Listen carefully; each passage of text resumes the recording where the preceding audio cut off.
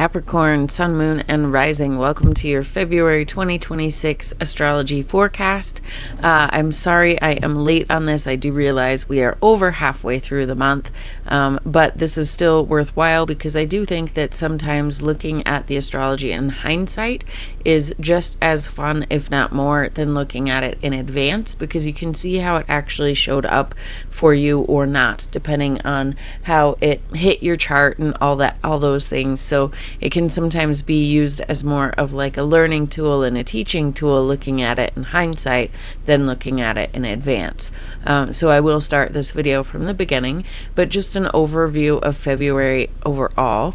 I'm sure you have felt that this is a very highly charged month, a lot of energy going on, probably individually and collectively as well, and it is one of the most important astrological months, definitely of the year, but perhaps of your entire lifetime. And that is for two reasons. Number one, we do start eclipse season this month, so we do have a new moon solar eclipse in Aquarius this month, and then we do have Saturn moving into Aries, making an exact conjunction with Neptune. And this is the big astrological thing, and you may or may not feel it depending on how it's hitting your chart, but we definitely are feeling it as a collective.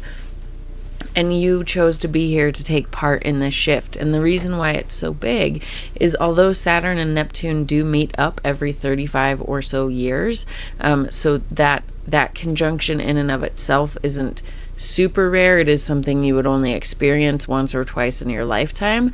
But overall, it's not something super rare. And it does happen in Aries. The last time it happened in Aries was in the early 1700s. So again, it's kind of a rare thing. And astrology is patterns, so when it's happened before in Aries, it's been at various degree points, right? So similar patterns, but different echoes of what's going on. What makes this Saturn-Neptune conjunction so different than all the others is, number one, that it is at the 0 degree point of Aries, which is the seeding point, the birthing point of the entire zodiac wheel. So you can liken it to like the Big Bang, or like the God said, "Let there be light," and there was light, right? God speaking the universe into existence. That is the potency of the 0 degrees in Aries point. And in the software that I use, I've looked back to 500 BC, and this conjunction has never happened at the 0 degree point. And I've seen other astrologers talk about how they've looked back to 5,000 or 6,000 years ago, and that might be the last time that it's happened, but I can't confirm or deny because I don't know what astrology they're using to look back that far, or what system they're using. So it is a big deal. It is a massive shift. We decided to be here at this time to take part in this massive shift of changing the world, right? Whatever we're entering into at this 0 degree point, this birthing point, we are literally birthing new ways of being into existence for the next thousands of years after us. And we are here at the seeding point. So this is a very important time in your own personal life, as well as collectively as a whole. And that's how big the decisions that we are making now, the impacts are going to ripple out for thousands of years. And what I'm going to focus on in this video is, once we get to that part, is how this is showing up for you Capricorns rising, and where I see you being leaders into the new world that we are embarking upon. So kind of bringing it down from this big up here concept to, where might you be able to direct your life in this big moment. I do encourage you to watch the collective video, which I will link right here, because I do go into the Sabian symbols of Uranus, Neptune, Pluto, and Chiron, which are not, they're staying within the same degree this month. And I like looking at the Sabian symbols because I feel like they really encapsulate the overall energy and lessons that we as a collective are trying to grasp and wrestle with and come to terms with and move through. So I do find it highly helpful just to see what kind of collective energy is going on under the surface, and it does give me a bit of understanding, and that is at the beginning of the collective video, so you don't have to scroll through and things like that. And so before we get into the Capricorn rising, sun, moon, rising chart, I do want to just introduce myself. In case you're new here, hi, I'm Sarah at Life with Training Wheels, where I utilize astrology, Western tropical zodiac astrology, tarot, and then other spiritual health and wellness tools such as like singing bowls and tuning forks and all different sorts of meditation, all different sorts of things to help guide you to learn about yourself and to realize that you have the power to create the life that you desire, that you have power to dictate the way your life goes and the thought patterns that you choose more than you realize. And I help you identify where you may have any self-limiting beliefs, self-sabotaging behaviors, maybe some victim mentality that you're not aware you have, things like that, to reach your highest and best potential and to really just take control of your life, whether that's spiritually, emotionally, physically, anything like that, and just really help you understand yourself better so that you can move through this world more confidently and knowing who you are. If that sounds like something you'd like to stick around for, a vibe you can vibe with, then please go ahead and engage with this video in any way you can. Give me a like, a subscribe, a comment, so that I continue to show up in your feed, and any engagement you give me will definitely help this tiny channel grow, as this is what my passion is, and I'm hoping to eventually be able to do this full time. Okay, so we have your chart up on the screen, so let's just start back from the beginning, so you can look back in hindsight and see how stuff manifested or didn't. So February 1st, we started the month off with a bang. We had a full moon in Leo in your 8th house of shared resources, intimacy, transformation, things like that is what the 8th house represents. So you may have seen full moons are a time when we might see the fruits of our labor coming to fruition. So maybe goals that you had set last new moon are starting to manifest for you. But it's also a time of release when we get to see the harvest that's coming up and have an opportunity to look to see if there's anything that we need to let go of in order to keep moving forward on our highest and best path.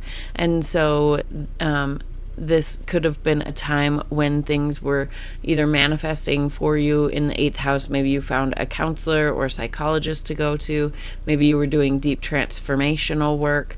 Maybe something with this being shared resources, maybe something showed up as far as taxes or investments or with your partner's resources or something like that. But full moons in essence are an opposition, and anytime there's an opposition, we're asked to kind of balance these two areas of our life. This full moon is in opposition to the sun over here with all the personal planets that are in a stellium along with Pluto.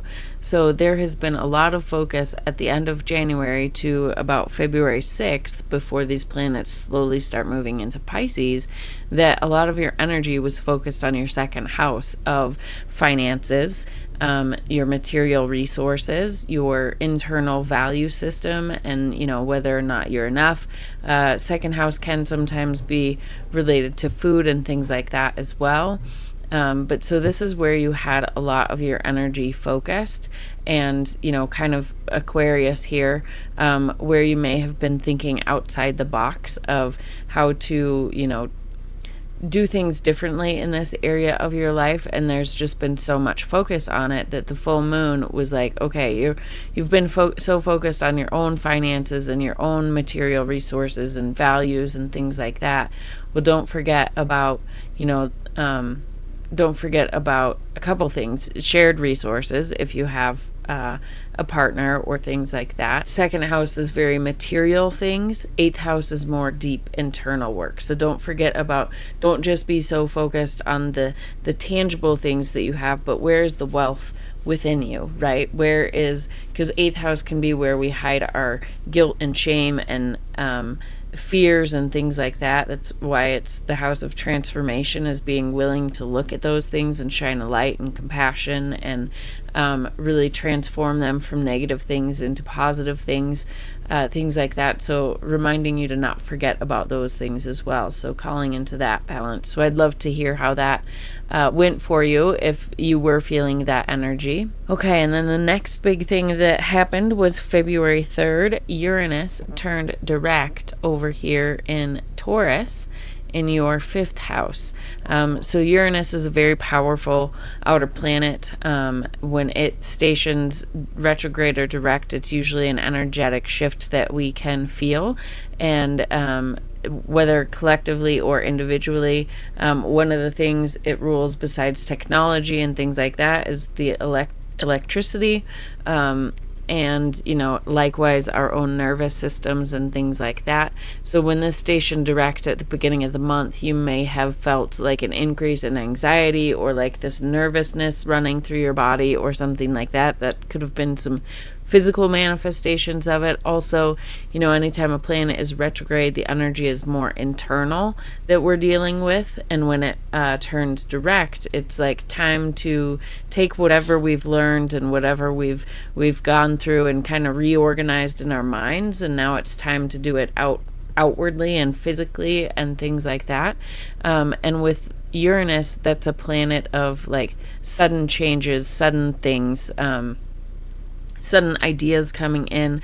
So it could be that there were sudden opportunities for this energy to shift and things to move forward in your 5th house.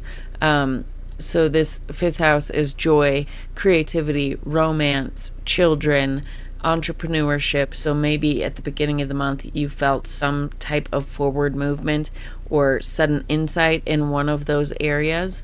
It also rules, Uranus is the modern ruler of Aquarius. So you could have felt some things moving also in the 2nd house where all this energy is, where the stellium is. So there could have been some shakeups or some movement there as well. And this, we'll talk about this in a minute, but this Uranus, besides moving direct, it also is, well, we'll talk about it now, is going to be getting squares all month long from these personal planets over here. And squares are often felt as tension points, and they're usually a time where we need to make a choice, make a decision. It's like a kind of like a turning point, right? Oppositions are asking us to balance things. Squares are usually asking us to make a decision. And so it's usually tension. It's usually felt as tension, but it doesn't always have to be like this big thing, right? It could simply be that you're presented with an opportunity. You kind of have to wrestle with yourself on whether to take that opportunity or not. So that can be uncomfortable and things like that. But it's really, squares are meant to just keep moving us forward because they require us to make some sort of move in one direction or another. So you'll be getting opportunities all month long as this stellium moves through. So like when Mercury moved through and made that square on February 5th, it could have felt like a lot of nervous tension because Mercury is the mind and the nervous system a little bit as well. So mind plus the electrical system, right? So that could have been, or it could have just been sudden insights because they're both very mind oriented as well. When Venus makes this square, which happened on February 8th, it could have been some financial moves or relationship moves or something like that. Maybe something in your relationship with your kids. Maybe there was like you had to, with this being the financial house and stuff like that, maybe there was a conflict there and you had to decide whether to spend money on them or not. With the sun, it could have been, spending money on yourself or on your passions, something like that. And then Mars is our willpower and motivation and drive. So maybe, a motivation to start an entrepreneurial opportunity or something along those lines. These planets, as they move through, we're going to talk about these planets a little bit here now too. not just in regards to the square that they're making to Uranus. So Uranus, let's go back to Uranus really quick. Uranus has been in your 5th house since 2018, I believe. So in your 5th house, you probably felt some shakeups, some, maybe there's been, since it's the house of children, maybe there's been children that have shown up in your life since 2018, or romantic partners, or maybe just entrepreneurship and stuff like that. And maybe since Uranus is a little bit unsteady, maybe there's been some unsteadiness and shakeups and, things coming and going and, trying to settle out and find the equilibrium of this house. So that with these squares might continue a little bit. But later this year, in about April, this will be moving out of the 5th house. So you will be feeling a little bit more stability there soon. But there are some potentially, as you're trying to find this equilibrium here, there could be a few more shakeups showing up, and they might be showing up through all these squares this month. Okay, so now let's continue this talk about these personal planets. So like I said, this is a stellium. If you watched last month's video, you'll know that this stellium is quite rare, actually, because these planets move through at different rates. So Mercury, Venus, and the Sun each move through a sign between 3 to 5 weeks, but Mars typically stays in a sign for about 2 months. So the fact that these have been traveling as a stellium all together since the beginning of the new year is a pretty rare thing. So all this astrology is quite rare.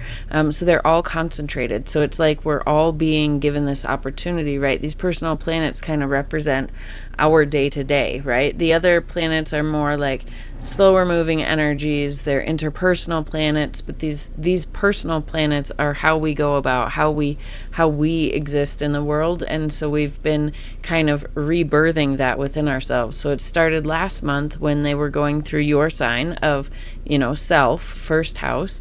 But Capricorn is also a sign of building and structure and things like that. And when they were here, they all met up with the Sun. And when you have a conjunction with the Sun, you're really planting new seeds, new cycles, new levels of awareness of these things. So, all Mercury with your mind and your thought processes and the way you communicate got like a new birthing, a new seed planted to reach a higher level, right? Venus, your finances and your relationships and your value system kind of got a restart. Mars, your willpower, your desire, your motivation, your passions kind of got a rebirthing point, and seeds were planted here. And then as they moved into Pluto, they got a chance to go through a transformation, all these internal aspects of yourself as well, weeding out what no longer serves you so that you can have fertile ground for these new seeds to really take hold. And then as they continue to move through Aquarius and into Pisces, they're going to be making a lot more conversations this month. We just talked about the square to Uranus that they're all going to be making, but before that even happens, they're first going to be making a sextile over here to Chiron. And Chiron is our wounded healer in the sign of Aries, which is the sign of I am. So this is kind of where we have been, keeping ourselves small for the sake of others, those types of things, not being confident enough to be our full self out in the world. And this is in your 4th house of home and family. So where you've kept yourself small within your home and things like that, where you might have some wounding there. So you're getting an opportunity with this sextile, some gentle healing coming from all the personal planets, maybe new levels of awareness of how to communicate, or your values and resources and things like that, if some of that wounding has to do with that. Your ego and your willpower and your desire, as all these make this sextile, you have these gentle opportunities to show up in situations in a new and better way, and to kind of practice this healing in action. And, instead of maybe reacting to things, getting the opportunity to see what it feels like to respond instead. And this is beautiful because this is kind of setting up for the more the big energetic shift once Saturn moves in and stuff later in the month. Then as these planets move through, they are going to be making a conjunction with the North Node. And the North Node is, a fated point. It's where we are supposed to be learning and growing and striving. Like South Node is where we need to let go of things, and North Node is where we kind of need to strive for new things, and where our learning and growing is kind of meant to be individually and collectively. And so in Pisces, it's kind of asking us to, lean in and learn to trust and not need to know all the details. Pisces is very boundaryless, whereas its opposite, Virgo, is very much details and things like that.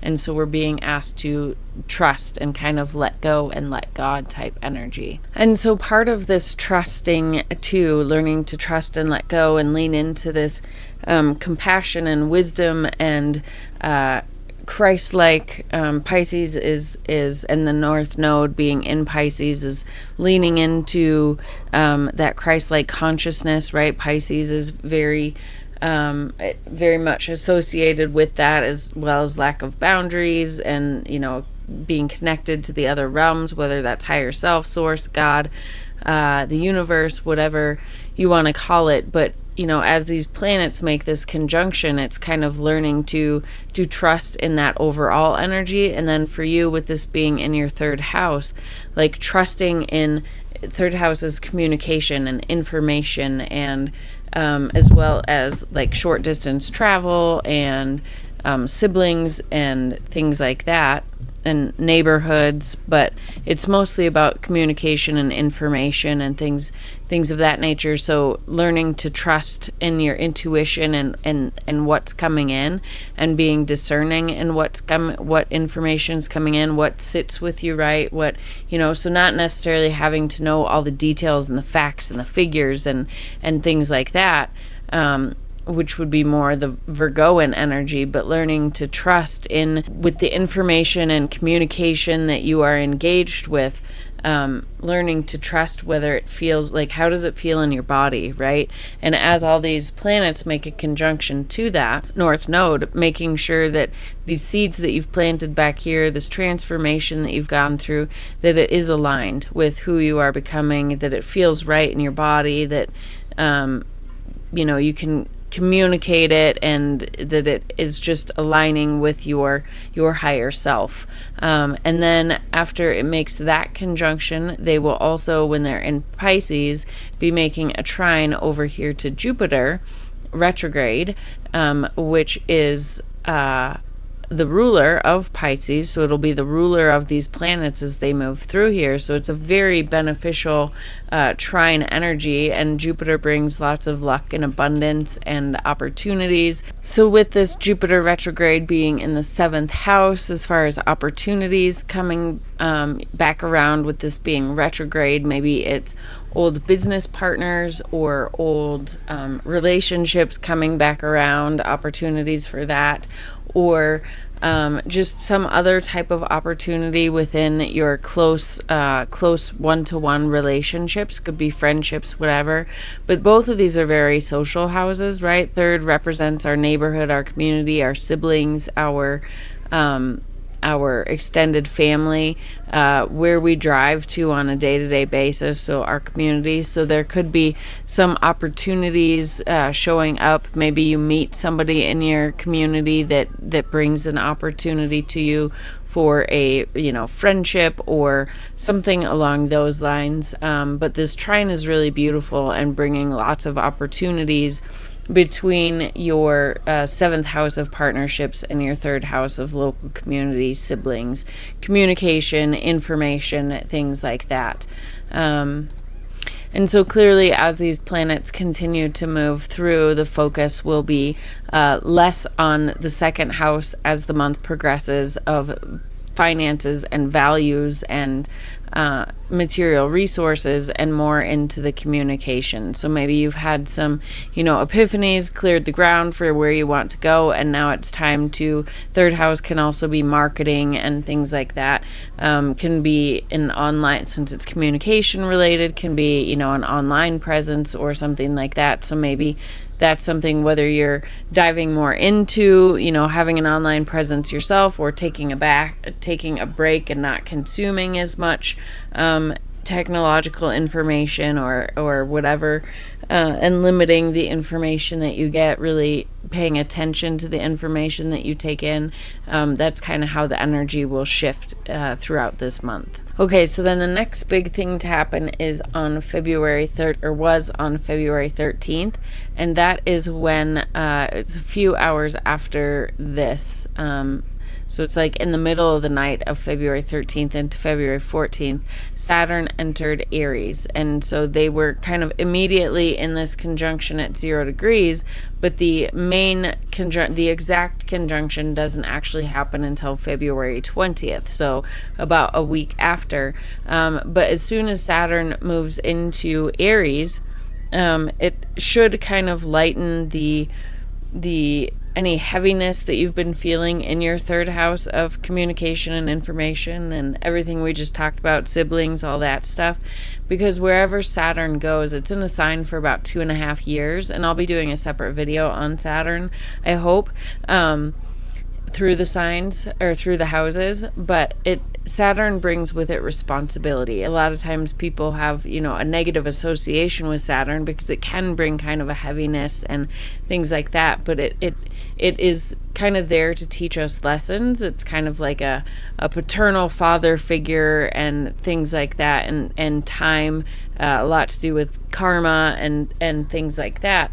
But it how it manifests is really makes us mature in a certain area, which, when you're gaining maturity and things like that, it can kind of feel like things are slowing down, like you have to really think about things. There's lessons involved and things like that. So with Saturn moving out of your third house, if things have felt a little stuck or a little heavy, that should be lightening up, as Saturn is no longer going to be going back and forth between Pisces and Aries. It's now in Aries for the next 2.5 years.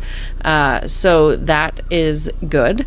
And then just kind of collectively, Saturn and Neptune have a couple different energies. The energy moves both directions, right? Neptune is this boundaryless energy. It carries a lot of the themes of Pisces, so it carries this like Christ-like consciousness with it and connects us more easily to the spiritual realm, whether that is our higher selves, God, source, spirit, the universe, whatever you want to call it.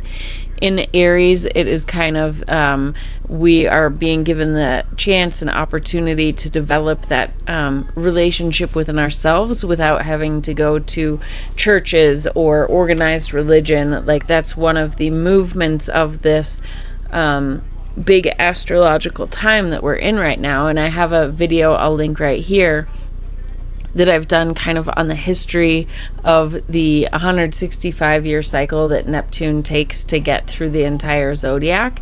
And each time it enters Aries, there's kind of like a spiritual revolution of kind of returning to, like, I can access God through myself, basically, right? I don't need an outside source. I can be still and listen within and have that sovereign connection.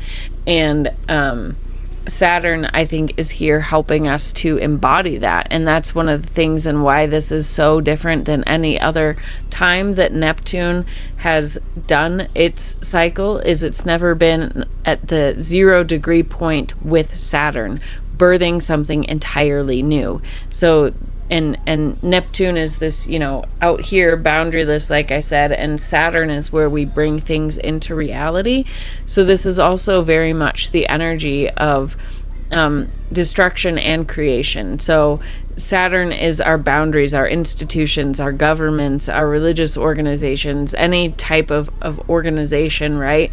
That is that is Saturn, and Neptune, when it is meeting up with Saturn, it dissolves those boundaries. So this is the destruction of our systems that we're seeing. But at the same time, with Neptune being the dreamer and the visionary and the creative and this reaching for the stars, this boundaryless, this connection to source and things like that, it is our ability to dream in the world that we want to be a part of, because this world and the structures that have served us for hundreds, if not thousands of years, are failing us and have deceived us.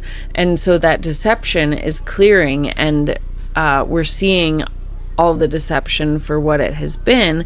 And so now we can dream into reality, or dream with Neptune what we want this world to be, based in harmony and love and compassion and the recognition that we are all one, but also remain sovereign in ourselves with the Aries I am. And the Saturn is going to help us ground that vision into reality. And so that is where, at the same time the old world is falling, we are building this new world that is going to be the base for the next many generations, many thousands of years. And so to bring this more on a personal level, I want to be mindful first that there are several different ways to feel the energy, right? You may or may not feel this energy potently, or just kind of in the base background, depending on whether you have planets or points that are interacting with this energy strongly. So that depends on your birth chart. The other thing that I want to keep in mind for you is just, again, what these represent on their highest and negative vibration. So on a lower vibration, Neptune can manifest as escapism, right? It's the boundaryless, it's we want to escape from reality, it's we want to, so this is where drug addiction and things like that can get involved. Like, you just want to, this world is too heavy, you want to escape it. On a healthier note, that escapism could be more like meditation and things like that. So there are healthier ways to deal with it, but it can be like also taking, this Neptune energy can be seeing things with rose-colored glasses and being easily deceived and things like that. And so seeing how much we have been deceived, that can be overwhelming. And taking those rose-colored glasses off can be overwhelming. And then you combine with it this Saturn, which is helping us bring discernment to everything. But Saturn in and of itself is also heavy, because it's responsibility, and it's, responsibility typically is not when you're feeling joyous and things like that. So it can bring this real heavy energy. So these two combined have the potential to bring up depression and things like that. So that is something to just be aware of. But on the more positive aspect, you could recognize that setting in and change your mindset and choose to engage with it on the higher vibration, which is the Neptune energy of dreaming, building the vision boards, building these ideas and reaching for the stars, right? And then Saturn is the, okay, this is my big picture, this is my biggest wish. Now what could actually come of it? What can I take of this big wish and actually bring it into something I can touch and feel? And Saturn is the grounding of it into reality. And so that energy is more exciting and expansive rather than limiting, right? And so then the other thing is taking that energy that this is coming into, right? This is where collectively in Aries we are moving towards. But for you personally, I see wherever this Saturn and Neptune conjunction is happening is where you might knowingly or unknowingly be a leader into where we are going in the future, and how you can help bring the best of humanity forward in whatever this area is. And for you, it is landing in your fourth house of home and family and property and emotional safety and ancestry. So with this could be a lot of things, and I don't mean that like we're going to be changing our careers or anything like that. This is just maybe where we're changing how we engage with the rules of society. and inadvertently become leaders. So maybe, this could be as far as ancestry, bringing back traditional roots of growing our own food or other ancient wisdom in any different types, just bringing back knowledge from ancestors in some way, shape, or form, or connecting with the ancestors. Could be, fourth house can be where we get a lot of our self-limiting beliefs and stuff from beliefs that we had to acquire when we were children to keep us safe, but now they may be holding us back. So maybe you become a leader in how to identify and release those, or maybe you become a leader, right? Like the housing market is crashing again. So maybe you could be a leader in how we think about housing in a better way. Like one of the things in the United States, for example, is we pay property tax every year on a property that we own, right? Is that really ownership? So maybe you could be a leader in getting those types of things changed, right? That make more sense for where we want to go collectively as a society. And maybe you can be one of the ones that lead that change simply by protesting your property taxes, or something along those lines, or looking at, with this being property and home and things like that, like how do we create better villages? You know what I mean? Like how do we create better home systems with more stability? How do we bring fathers back into the homes? How do we do home life and community differently? What's the best way forward, bringing back in maybe some of the ancient traditions or cultures. So those are some of the ideas that I have of where this leadership, where you might make a change. I'd love to hear your comments below on if this is energy that you're feeling being called to make changes in. Okay, well, I tried to advance the calendar to the next date I want to talk about, but it is struggling, so we're just going to talk about it. So next up would be February 17th is when we are going to have the new moon solar eclipse in Aquarius. And so the moon and the sun will be right here at 28 degrees, almost 29 degrees of Aquarius. So being that it's at the 29th degree and the new moon brings new beginnings, this is kind of the 29th degree is like we've moved through the sign and we have gained a level of maturity in this area. So a new level of maturity in your second house of finances and values and resources and things like that. So with this new moon and new opportunities, along with the fact that it is a solar eclipse, here we go, it moved forward. So the moon will be here at 29 degrees as well. So an eclipse happens anytime the new moon or full moon is within about 16 degrees of the north or south node. And this new moon is in conjunction with the north node. The north node also brings new things. So this is like a supercharged new moon bringing faded, because it's an eclipse with the north node, faded new things, faded new beginnings. Now again, similar to the Aries Saturn Neptune conjunction, how much you feel this and whether or not this is going to be something new showing up that like changes the course of your life depends on how much this is interacting with your natal chart. So if you have any planets or points in the later degrees of Aquarius or the other fixed signs, which would be Taurus, Leo, and Scorpio, then you're going to feel this a bit more strongly. And it could, whatever's coming up, which we don't usually know with eclipses, especially with the North Node, which is bringing new things. It's bringing things that hasn't been in our purview or anything like that. Sometimes then this might hit you harder than if you don't have any planets or points interacting with this. Either way, likely this new moon and the solar eclipse energy are going to bring new exciting things for everybody, especially because the rulers of this are Saturn and Uranus. And Saturn brings with it stability, right? So whatever's showing up is going to be for the long haul, and it's got this beautiful Saturn Neptune energy with it. So it's like being able to manifest and dream in where you want to go, what new thing you want in the area of your second house.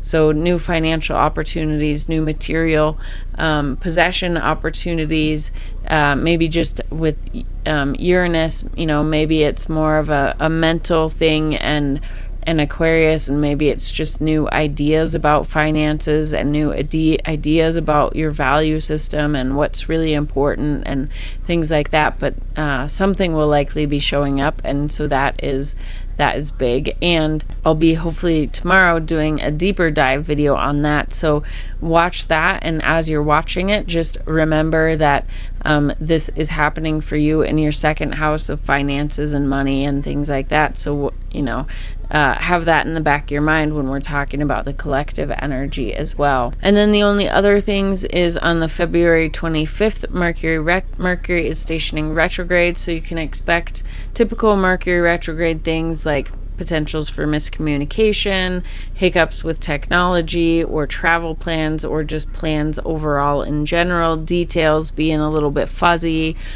things like that. And with this falling in your third house of communication and ideas and short distance travel, a lot of the same things that Mercury represents, you could maybe feel this energy a little bit more heightened in terms of miscommunication. But it is time to, with Mercury retrograde, the best way to work with the energy proactively is, instead of starting something new, like re-go over conversations from the past if need be, re-go over information or documents or plans or things like that, like check everything twice. It's a great time to revise or edit or things like that, rather than starting new things. And then on February 27th, Mercury will make a conjunction to Venus, and it made a conjunction last month as well. This month Mercury will be retrograde, so kind of giving you an opportunity to look at those finances and values and relationships and see if anything needs to be reworked, maybe rework a budget or something along those lines, revisit something that may have gone awry in a relationship and come back to it for some healing or something along those lines. Being mindful, of course, that communication might still be a little iffy. But that is the month of February for you Capricorn, Sun, Moon, and Risings. Let me know how you're feeling this energy so far. We're, 16 days into the month. Let me know how it's manifesting for you, how you're feeling it. Are you excited? Are you not liking the energy? Are you nervous? Just how you're feeling being in this crazy world that we're in. And if you do like this presentation, you like how I do this, please engage with this somehow. Give me a like, a comment, a subscribe, so I know that you do, and I know that creating this content is valuable for you, because like I said, I'm not making any money at this right now. This is not my full-time job, and these videos take about 2 to 3 hours each to do, so it is very time consuming, but it is a labor of love, and eventually I want this to be what I'm doing full time. So if there's any way you could help support me in that, I would greatly appreciate it. Otherwise, have a wonderful rest of your February, and I look forward to seeing you in my next video.